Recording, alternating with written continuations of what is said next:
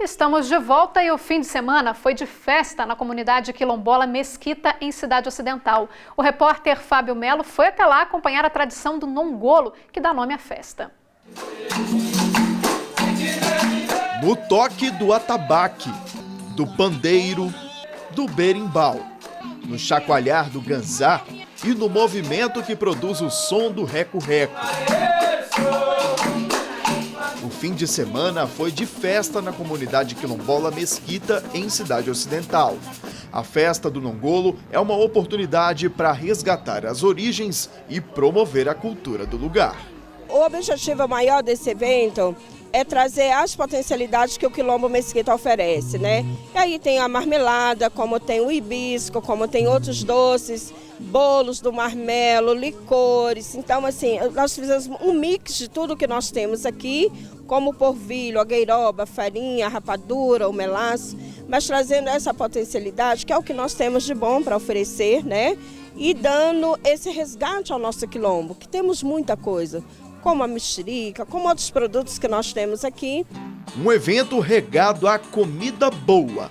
Olha só esse franguinho caipira combinado com macarrão, salada e gueiroba. É de dar água na boca. Tudo é daqui do nosso quintal, tem todo, né? A gueiroba também, planta, demora 4 anos para poder tirar, para ficar bom. Quando tudo começou, lá pelo ano de 1746, a comunidade de Mesquita era formada por apenas 4 famílias. Hoje já são mais de 785 e quase todas ainda conservam muitos costumes dos primeiros moradores. A história é tão rica que já se tornou até um livro e é parte dos estudos desenvolvidos na Universidade de Brasília sobre a cultura afro-brasileira. É de extrema importância entender como que essa comunidade se organiza e, mais do que isso, dar a conhecer essas dinâmicas que são muito próprias de sobrevivência, de identidade, de respeito, religiosidade, cultura, formas de estar no mundo que são bem diferentes dos modelos civilizatórios que nós estamos acostumados e valorizamos e que não são os únicos. O cupcake recheado com a planta que dá nome à festa é uma prova da evolução culinária que usa a mesma matéria-prima em diversas receitas. Para fazer o suco, por exemplo, basta misturar as pétalas com água, o adoçante que preferir, bater tudo no liquidificador e coar. A planta utilizada para fazer esse suco é essa aqui. É mais conhecida como quiabo de Angola, mas também recebe os nomes de vinagreira, groselha e ainda hibisco. Isso mesmo, aquela plantinha que muita gente usa para tentar emagrecer. Só que aqui na comunidade não para por aí não. Essa mesma planta também é utilizada para fazer uma bebida conhecida como nongolo, uma bebida típica daqui, parecida com vinho. É isso mesmo, Noel? Ele vai ensinar para a gente agora mais ou menos como que se produz essa bebida, né? Exatamente. Então, o processo começa pela coleta da planta, né? Que na verdade é uma flor, bem parecida com... Como se fosse um botão. Botão de rosa. Então a gente vai retirando essas pétalas. Depois então disso é passado por um processo de lavagem. E depois então isso é colocado juntamente com a água para uma curtição de aproximadamente 3 a 5 dias. E aí depois disso então a gente faz o trabalho dela, né? Todo o processo de coagem. E aí então nós podemos acrescentar cachaça e também o açúcar, preferencialmente o mascavo. Mas em meio à alegria dessa festa, os organizadores ressaltam que para manter a riqueza cultural desse lugar, os desafios têm sido cada vez maiores. A realidade nossa hoje é uma realidade que o progresso está chegando. A gente estamos sofrendo muito com a especulação imobiliária, nós estamos sofrendo com a retirada, desmatamento, redução da água, tem todo esse processo que nós estamos sofrendo muito aqui no nosso território. E trazer essa cultura, trazer esse resgate, é reforçar nossa memória, é reforçar a preservação do meio ambiente, é trazer esse espaço de viveiro que a gente precisa plantar, precisa difundir o que nós temos de melhor. Esse corpo não tem mistério, menino, para se dançar.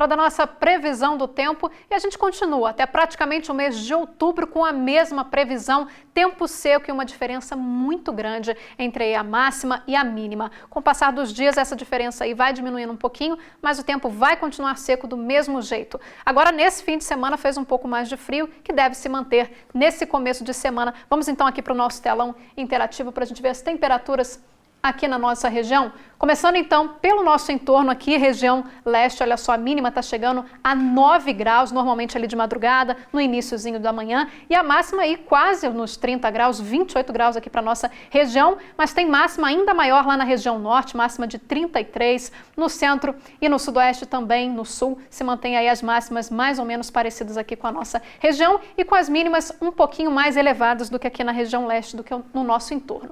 Vamos para as temperaturas então em algumas cidades aqui da região. Temperatura para terça-feira, para amanhã, Cristalina está com a mínima aí de 10 graus, máxima de 23. Valparaíso, mínima de 14, máxima de 26. Águas Lindas também muito parecido, mínima de 14, máxima de 27. Formosa, 15 e 27, todas elas aí com sol entre nuvens, mas não tem previsão nenhuma de chuva por enquanto. Nessa época, nada de chuva e a umidade aí segue caindo, as mínimas aí 38%, chegando até a 34%, a gente sabe que já está em situação de alerta por conta aí do clima seco.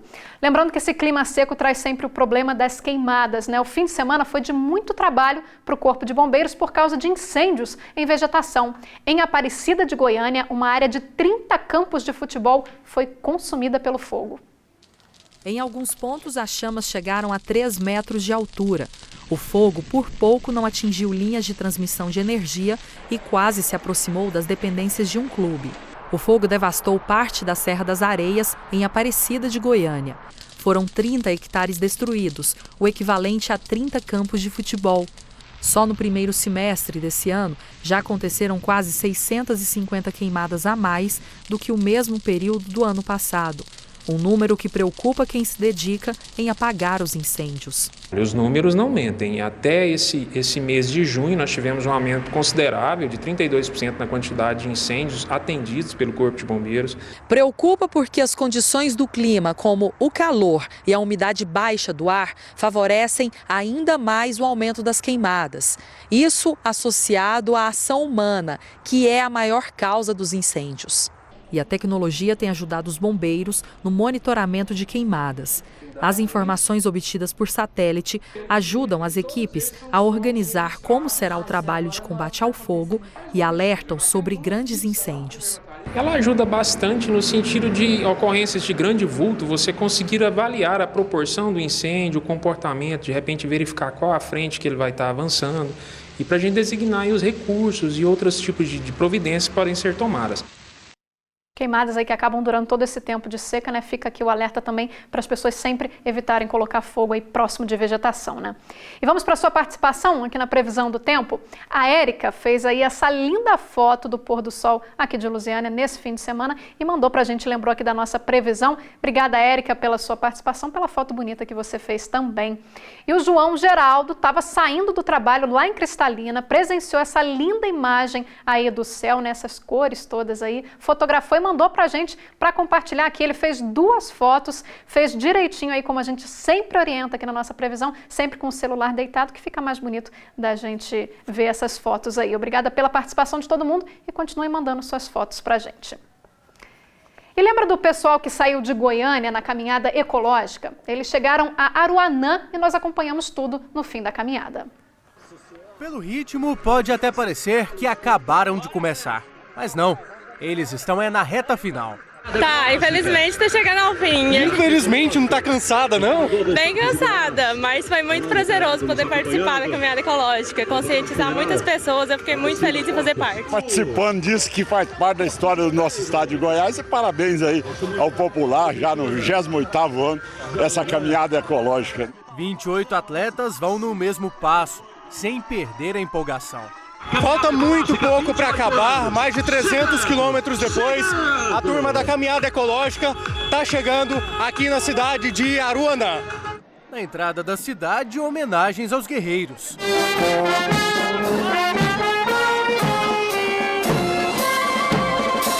E E o povo saiu na rua pra ver e aplaudir. Bacana demais, cara. Tomara que eles continuem por muitos anos assim. O grito de guerra dos bombeiros mirins não deixa ninguém se confundir. A caminhada ecológica tem uma missão. Proteger o Araguaia é a nossa missão! Quem passou por 11 cidades, caminhando, vencendo o sol, o frio, o cansaço, se emocionou. Que é lindo! Essa coisa que a gente participa dessa caminhada ecológica é a coisa mais linda, gente. Essa recepção é difícil, a gente sofre, anda muito, mas em compensação, as pessoas recebem a gente muito bem, as pessoas são muito carinhosas com a gente. Não é uma disputa, todos venceram, e juntos. E com esse sentimento de união, os atletas encerraram a caminhada entrando no Rio Araguaia.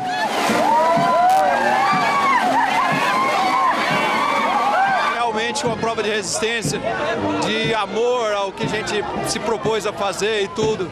E enfim, eu me sinto ainda mais pé no chão, ainda mais Goiás, ainda mais goiano ainda. E me banhar nessas águas aqui hoje realmente eu não tenho palavras. Eu acho que eu vou ter que fazer umas 200 músicas para poder falar sobre isso. Ah, tanta coisa para guardar na memória. O troféu Jaburu, o pôr do sol, a imensidão do rio e a chance de dizer ao mundo: pelo Cerrado, somos resistência. E veja a seguir a história da Jeane, que tem 5 filhos e está precisando muito da sua ajuda. O marido dela está desempregado e ele já não tem mais o que comer em casa. A gente te ensina ainda uma receita que vem lá de Portugal, é o doce de ovos. E uma história que emocionou todo mundo, um casamento que demorou uma vida inteira para sair, mas que apesar do tempo não diminuiu o amor. Nós voltamos logo depois dos comerciais.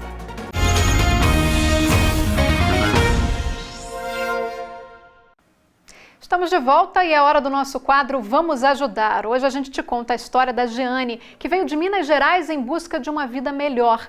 Mas a família não está conseguindo se manter apenas com os bicos do marido dela. São 5 crianças na casa e quase nada para comer. Vamos ajudar?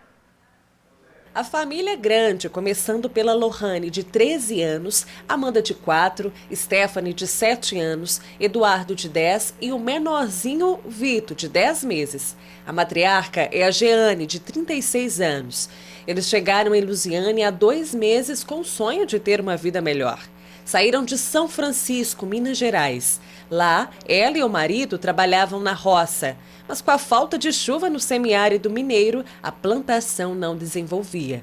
O marido veio na frente e até trabalhou como servente, mas os bicos não estavam aparecendo mais. Meu aluguel está atrasado, eu estou precisando de um emprego, meu marido também. O que vocês querem é uma oportunidade, né? A gente quer uma oportunidade para trabalhar, para nunca faltar nada dentro de casa, né? Eles já pediram comida e não tem, aí às vezes tem um ovo, um feijão, faz um mexido com... Eu já fiz até farinha de fubá para dar eles, fiz angu. Aí eles sempre comiam, né? Porque angu é forte. E o lanche? O lanche, tem vezes que só tem um café purinho. Bom, gente, o almoço de hoje até que está garantido. A Jeane foi até um supermercado, pediu uma ajuda, ganhou um pacotinho de 1 quilo de arroz. Está aqui, ó, todo na panela. Mas você que está em casa, é pai, mãe, tem criança, sabe como é, né? Logo depois do almoço, a criança já quer lanchar. Quando bate a fome, não tem jeito, né? Aí, sabe o que a Jeane vai dar de lanche para as crianças dela mais tarde? Aqui, ó. Esse pouco de leite para 5 crianças, que também ela ganhou, é doação. Ela até congelou para não correr o risco de perder. O aluguel de R$ 250 da casa está atrasado. A conta de água e luz também. As panelas ajeitadas com zelo são as poucas coisas que vieram da roça. No armário, o pouco de feijão, açúcar e café precisam render até o fim do mês. As crianças dormem todas no mesmo quarto. Nesta cama de casal dormem 3 e 1 na cama de solteiro. O bebê dorme com o casal. É triste, porque ele não tem nada para comer e eu tento ajudar minha mãe, mas não tem como, porque não tem nada para fazer, para ganhar alguma coisa. Situação difícil da família da Jeane, né? A gente viu aí, são 5 crianças na casa e quase nada para comer. Se você tiver como ajudar, seja com doações de alimentos ou até mesmo com emprego para o marido da Jeane, é só você entrar em contato com a nossa redação pelo 3622-1600. E a gente muda de assunto agora para te mostrar o passo a passo de um doce tradicional de Portugal que é muito utilizado na culinária mineira. A Cíntia é instrutora do Senar e vai ensinar o doce de ovos, que é simples, saboroso e dá para comer de colher. O doce de ovos é uma receita mineira que a Cíntia herdou da avó dela. E é uma sobremesa bem tradicional na família e por aqui todos gostam do prato caipira. Uma medida pequena da receita rende pelo menos 8 porções. E o melhor, é uma receita baratinha e que leva poucos ingredientes. São 1 dúzia de ovos, um prato de açúcar, que seria mais ou menos 500 gramas, e a mesma quantidade de queijo, uma porção de cravos e 1 litro de água para calda. Cíntia, qual que é esse primeiro passo aqui? O primeiro passo é a gente tá queimando o açúcar, né? Queimando é só modo de dizer, né? Exatamente, caramelizando o açúcar. Não vai queimar o açúcar aí na sua casa, né? Só caramelizar mesmo. Esse é o primeiro passo que a gente faz para iniciar a calda do doce de ovo. Enquanto a calda fica pronta, vamos preparar o doce. Este é o ponto, que ele está caramelizado, porém não queimado, só apenas caramelizado. Agora aqui a gente vai adicionar 1 litro de água. Agora aqui ele vai desmanchar todo esse caramelo que cristalizou. Depois de adicionada a água, a gente vai começando a fazer a calda, ou seja, uma calda fina. Agora aqui a gente vai estar adicionando os 12 ovos no liquidificador, 12 ovos caipira, quebrados 1 a 1, separadamente. Depois de batido, a gente vai coar para retirada da pele que envolve a gema. Então aqui a gente tem a oportunidade de tirar a película que envolve a gema e assim tirar também o mau cheiro do ovo. Depois que nós coamos o ovo, que foi batido a primeira vez, a gente lava o liquidificador novamente e aí trazemos para cá e nós vamos bater por 10 minutos no liquidificador. Vamos acrescentar o queijo para depois levar o doce para a calda. Agora mistura bem. E se a massa ficar rala, vamos adicionar mais um pouco de queijo. Ele vai sendo adicionado devagar e devagar ele vai também ser cozido. Ele leva em média 40 minutos para ficar pronto. Nós vamos adicionando agora o cravo da Índia. Mexer sempre lentamente, deixando que abra fervura no doce. Agora deu o ponto, nosso doce. Agora a gente vai levar para a travessa, esperar esfriar e levar na geladeira e deixar esfriar por 3 horas para servir. No início da reportagem a gente disse que essa receita rende 8 porções dessa. São 8 porções bem generosas, né, Sim? Exatamente, são 8 porções que vai poder estar satisfazendo o gosto das pessoas que gostam de tudo um pouco, principalmente do doce de ovo artesanal que nós fizemos aqui hoje. Muito bom o doce, gente, muito bom mesmo. Esse doce me lembra minha infância, porque a minha avó fazia muito pra gente. Fazia naquele tachão, assim, ó, reunia toda a família. É realmente um doce da época da avó. É resgate mesmo, com memória afetiva, com o gosto da vovó lá da infância. Faz aí na sua casa, você não vai se arrepender, não.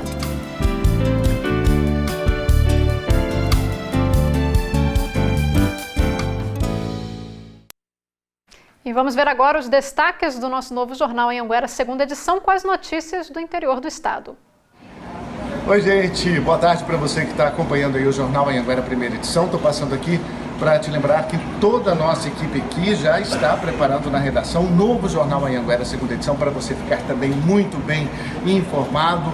Olha, uma mulher foi atacada por um macaco em Anápolis e está acontecendo o quê? Uma campanha de conscientização para a população parar de alimentar esses animais nos parques e assim tentar diminuir o número de ataques. Outra preocupação depois desse fim de semana violento nas estradas de Goiás, acidentes ali na região sul, na região de Jataí também, 2 pessoas morreram. Preocupação com a volta para casa já no fim dessas férias. Já estamos caminhando para o fim das férias e a gente vai ouvir a Polícia Rodoviária federal. Portanto, eu, Luciano Cabral, e as nossas equipes na sua cidade, na sua região, te convidamos para logo mais o novo Jornal Anhanguera, segunda edição, depois de Órfãos da Terra. Até lá. E repercutiu ontem em todo o país, no Fantástico, a história da Maria e do seu Josino, que moram na nossa capital, Goiânia. Foi depois de 50 anos de encontros e desencontros que Maria e Josino vivem finalmente o amor tão esperado. A reportagem é de Honório Jacometo.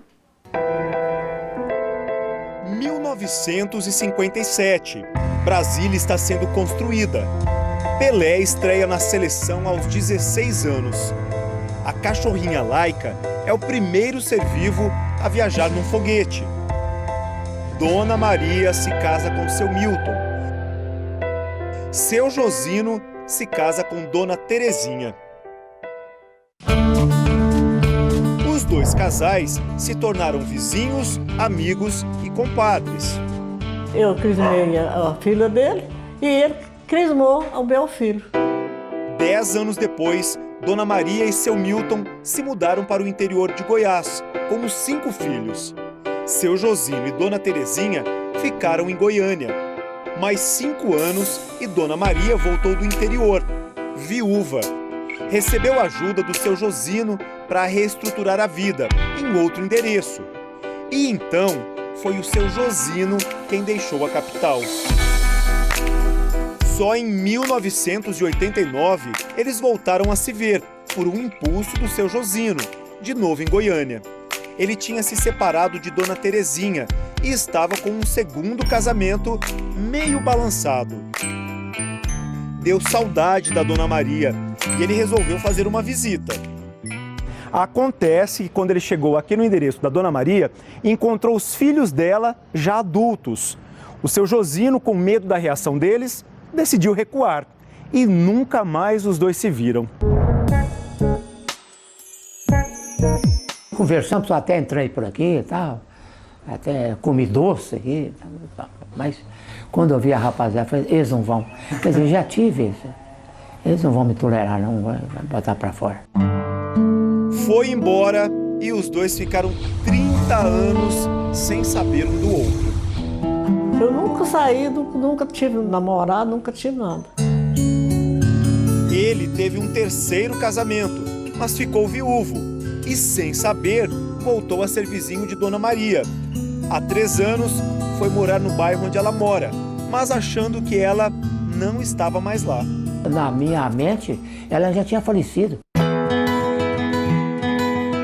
Só no começo de 2019, essa história que sempre esteve perto de acontecer, finalmente aconteceu.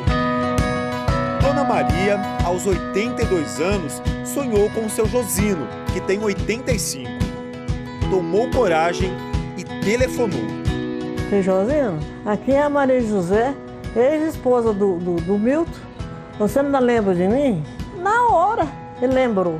E vim imediatamente. E depois dessa vez, nunca mais faltou. Eu sempre chamo de comadre. Comadre, já que estamos nessa situação, vamos unir, vamos casar. Aí ela imediatamente. Aceitei na hora. Falei, vamos. Eu tenho que pedir meus meninos, porque o Wagner é ciumento demais. Tinha 30, 40 anos que não vinha aqui, que eu não tinha notícia dele. Aí vem, chega e fala que quer casar. Uai, como assim? Como assim? Por quê? Da onde surgiu? Aí que começou a conversar comigo e eu percebi que existia uma paixão recolhida. Mesmo que ele recusasse, a opinião dos outros seria majoritária. Eu só perguntei para ele, por que o senhor não veio antes? Separei o telefone de mim assim e falei para todo mundo, minha mãe vai casar! Minha mãe vai casar! Aí a minha primeira filha falou, nossa senhora, que maravilha, o bolo eu que vou fazer. Pode deixar que a festa eu organizo. Vai casar que dia? Nós vamos casar dia 3 de maio. Quando ela entrou e viu tudo aquilo, todas as pessoas próximas a ela, as pessoas que amam ela, aquele olhar dela foi gratificante. Mudou da água para o vinho. Tinha dor de cabeça, tinha dor de coluna, tinha dor de tudo. Aí depois que eu casei, eu sarei de tudo.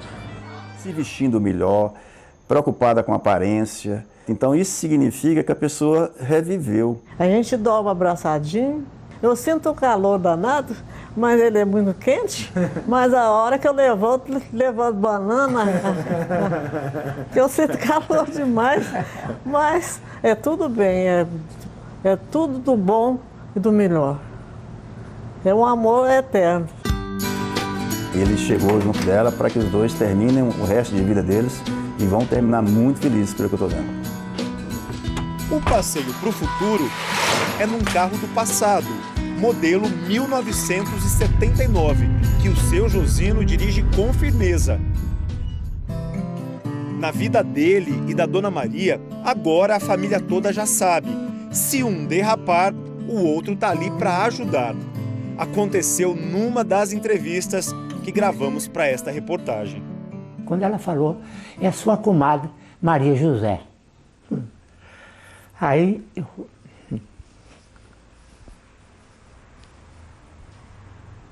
Meu bem, não fica ansioso não, tá? Tá.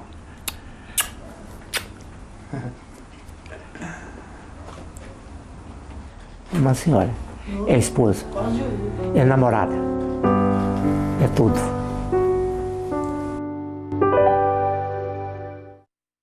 Que história bonita, né? Jornal Anhanguera termina aqui. Na sequência tem o Globo Esporte. Para você, uma boa tarde e a gente se vê amanhã. Tchau, tchau.